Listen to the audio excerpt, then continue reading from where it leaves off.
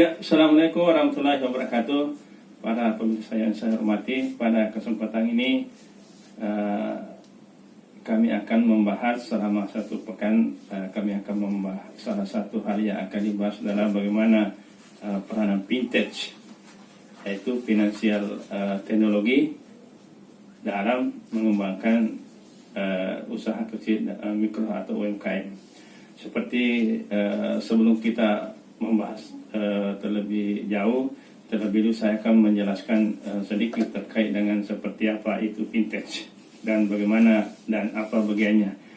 Dalam sesuai dengan aturan dari Otoritas Jasa Keuangan bahwa vintage itu atau finansial teknologi terdiri atas beberapa bagian. Yang pertama adalah crowdfunding. Crowdfunding merupakan suatu pendanaan dana, ya, penggalangan dana untuk berdonasi, sesuatu yang dikelola oleh masuk dalam program sosial. Dia hanya sebatas memfasilitasi yang mau berdonasi. Dia itu disebut dengan crowdfunding. Yang kedua, microfinancing. Ya, microfinancing merupakan suatu layanan perusahaan bagi masyarakat khusus menengah dan bawah. Dia memfasilitasi bagaimana mempertemukan antara kalangan menengah dan kalangan bawah. Ini sering terjadi di UMKM, baik yang berskala nasional maupun yang berskala lokal. Yang ketiga, market compression, bagian dari vintage. Yang ketiga adalah market compression, adalah berfungsi sebagai perencana finansial. Yang keempat adalah digital payment.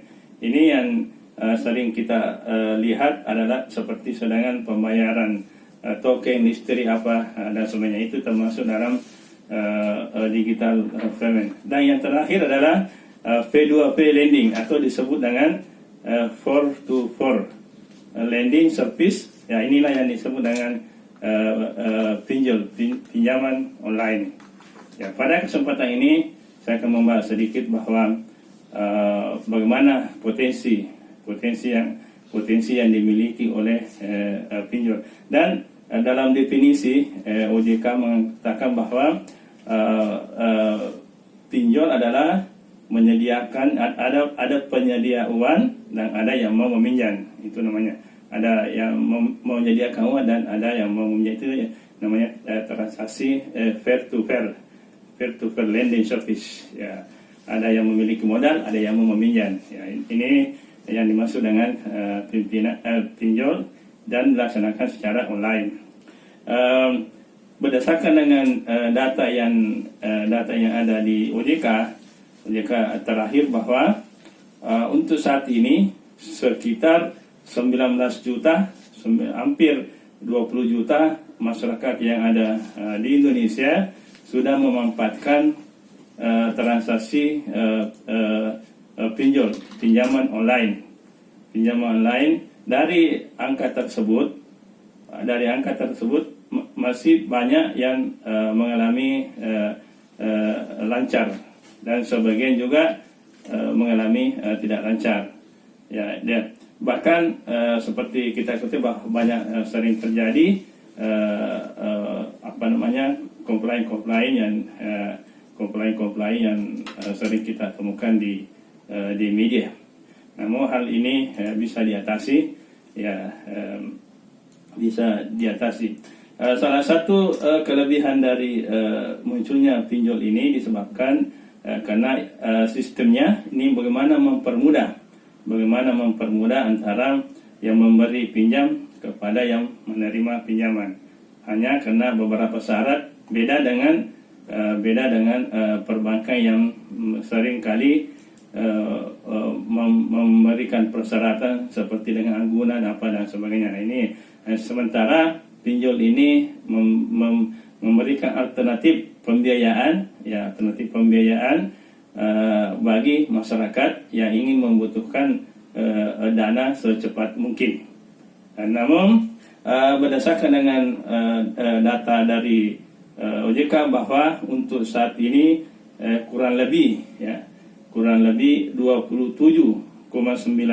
triliun atau sudah menghampiri 30 triliun dana yang masuk dalam kategori pinjaman online. Saya kira jumlah tersebut mengalami kenaikan dibandingkan dengan tahun-tahun sebelumnya, yaitu hanya sekitar 20 triliun kalau tahun-tahun sebelumnya, dan selama 2 tahun terakhir sangat mengalami peningkatan yang cukup signifikan.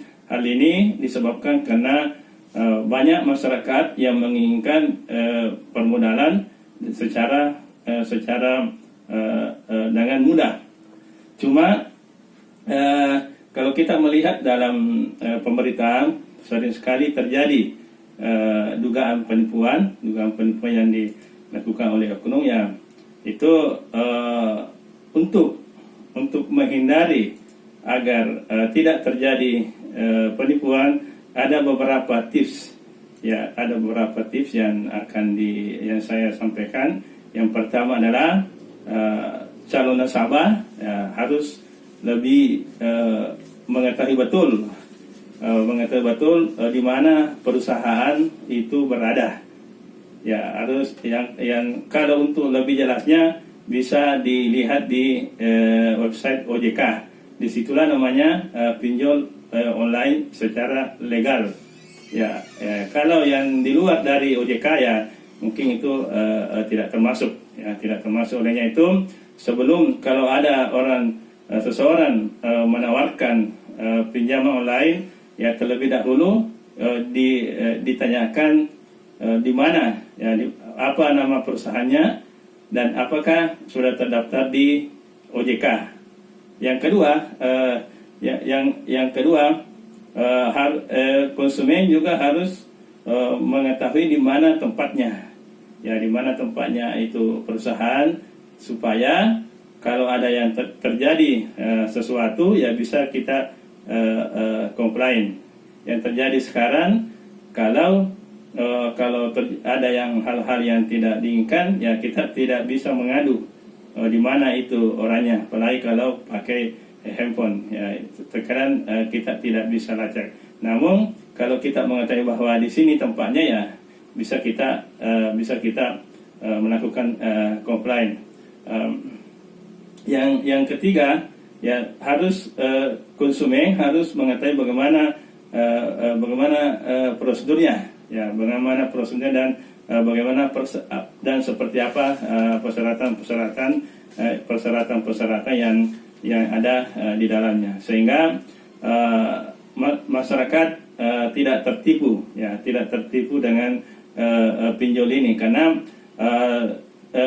pinjol ini meskipun memang banyak yang sering bermasalah, tapi manfaatnya itu lebih banyak. Dan salah satu program dari pemerintah pusat bagaimana pinjol ini menyasar UMKM, usaha kecil, mikro dan menengah, seperti yang diungkapkan oleh beberapa